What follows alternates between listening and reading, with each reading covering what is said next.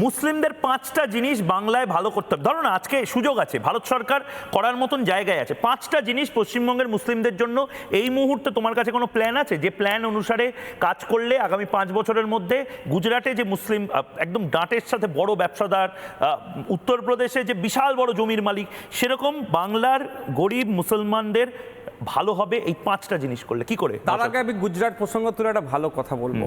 আমি কদিন আগে গবেষণা করছিলাম, এর কিছু নিয়ে গবেষণা করি যে ওয়েস্ট বেঙ্গলের মুসলমানদের মাথাপিছু গড় আয় কত কত, আর উত্তরপ্রদেশের মুসলমানদের মাথাপিছু গড় আয় কত, মহারাষ্ট্রের মুসলমানদের মাথাপিছু গড় আয় কত, গুজরাটের মুসলমানদের মাথাপিছু গড় আয় কত দেখে না, আর কেরালার মুসলমানদের মাথাপিছু গড় আয় কত পরিবার পিছু, অবাক হয়ে গেলাম। আকাশ পাতাল তফাৎ। গুজরাটের একটা মুসলমানের ইনকাম আর ওয়েস্ট বেঙ্গলের একটা মুসলমানের ইনকাম বিস্তর তফাৎ। কথায় কথায় আমাদেরকে গুজরাট উদাহরণ দেওয়া হয়, সেখানে গণহত্যা চলেছে, আমরা সবাই জানি, পৃথিবীর ইতিহাসে লিখিত আছে। কিন্তু বর্তমানে আজকের যুগে দাঁড়িয়ে গুজরাটের মুসলমানের ইনকাম ওয়েস্ট বেঙ্গলের মুসলমানের থেকে অনেক বেশি। এটা আমি অন ক্যামেরা বলছি। এবার আসা যাক, আপনি আমাকে যে কথা বললেন, কিন্তু সেটা তো শিল্প হচ্ছে তোমাদের এখানে। তুমি ভাঙড়ে সেমিকন্ডাক্টর প্ল্যান্ট করতে দেবে? শিল্পের নামে মৎস্য হচ্ছে, তোলাবাজি করবে, চলে যাবে। লাস্ট 5 বছরে এখান থেকে কত কোম্পানি চলে গিয়েছে। তোমার ভাঙড়ে তো গোটা ভাঙড় জলে শওকত মোল্লাকে রাজ্যের কোনো মুখ্যমন্ত্রী কোনো বিধায়ককে বলছে, এটা আমি প্রথম শুনলাম, যে তুই তো ওখানে বোম বাঁধিস, কি হবে তোর জীবনতলায় বাস স্ট্যান্ড করে? সেটাই তো, যদি নটোরিয়াস ক্রিমিনালকে একটা দায়িত্বে দেয়। তৃণমূল নেতা মারা গেল, সে তো বললো নওশাদের লোক মেরে দিয়েছে, কিন্তু মরেছে শওকত ঘনিষ্ঠ আর অ্যারেস্ট হয়েছে শওকত ঘনিষ্ঠ, কিন্তু আইএসএফের নামে দোষ, নওশাদের নামে দোষ। আপনি যে প্রশ্নটা করলেন 5টা কাজের কথা বলছেন, দেখুন 1 2 3 4 5। প্রথম কথা বলছি, আমি শুধুমাত্র মুসলমানদের জন্য কাজ করার জন্য রাজনীতিতে আমি আসিনি। পিছড়ে বর্গের যারা অত্যাচারিত, নিপীড়িত, শোষিত, তাদের কাজ করার জন্য এসেছি। আমি শ্রমজীবী মানুষের কথা বলতে এসেছি। আপনি যদি বলেন, আমি সর্বপ্রথম আমাদের রাজ্যের শিক্ষার আমূল পরিবর্তন করব। প্রাইমারি স্তর থেকে কম্পিউটার এডুকেশন বাধ্যতামূলক করব। দ্বিতীয় হচ্ছে স্বাস্থ্য পরিষেবার বিপ্লব ঘটাবো।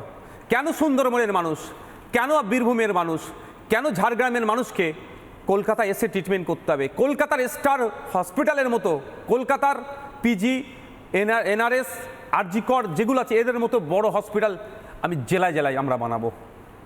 আমরা ট্রান্সপোর্ট ব্যবস্থাকে মসৃণ করবো আরও। প্রাইভেট থেকে আমরা পাবলিক ট্রান্সপোর্টের উপরে বেশি নজর দেবো। আমরা যাব রাস্তাঘাটের থেকে শুরু করে, আর সাথে সাথে আমরা যেহেতু 5টা বলেছেন, আর একটা হচ্ছে যে মানুষের ইনকাম, আয় কিভাবে বৃদ্ধি হবে, জেনারেট কিভাবে হবে, বেশি হবে, তার ব্যবস্থা করব। অর্থাৎ এই যে শ্রমজীবী মানুষের মিনিমাম ওয়েজেস থেকে শুরু করে, আর কৃষকদের মাস গেলে মাসিক গড় আয় কীভাবে বাড়বে তার ব্যবস্থা করবো। আমি একটা ছোট্ট তথ্য দেবো। পশ্চিমবাংলার কৃষকদের মাসিক গড় আয় বিলো 7,000। আপনি হরিয়ানায় চলে যান 15,000-এর ওপরে। কাশ্মীর, জেএনকে, একদম জম্মু অ্যান্ড কাশ্মীরের 12,000-এর ওপরে, আর ওয়েস্ট বেঙ্গলে মাত্র বিলো 7,000। গল্প অনেক শোনাচ্ছে। সব থেকে বেশি মেঘালয়, 3-350 হেক্টর মতো জমি আছে মেঘালয়ে, 30,000 টাকা কম বেশি মাস গেলে ইনকাম করে ওখানকার কৃষকরা। আর আমাদের ওয়েস্ট বেঙ্গলে প্রায় 80 লক্ষ হেক্টর জমি আছে। কেন পারবে না? দালালি হচ্ছে, মিডিয়েটর আছে, এই কৃষকদের মধ্যখান থেকে এই ভুঁইফোড়ারা খেয়ে নিচ্ছে। এইগুলো আমরা বন্ধ করব। এটা কি সব কিছুর জন্য তুমি তৃণমূল কংগ্রেসকে দায়ী করছো? তাছাড়া রুলিং কে চালাচ্ছে, রুল করছে কে? নানা ধরনের কন্টেন্ট দেখার জন্য লাইক করুন, শেয়ার করুন আমাদের ফেসবুক পেজ, সাবস্ক্রাইব করুন আমাদের ইউটিউব চ্যানেল। পাশাপাশি অন্যান্য ব্রেকিং নিউজের জন্য অবশ্যই চোখ রাখুন রিপাবলিক বাংলায়।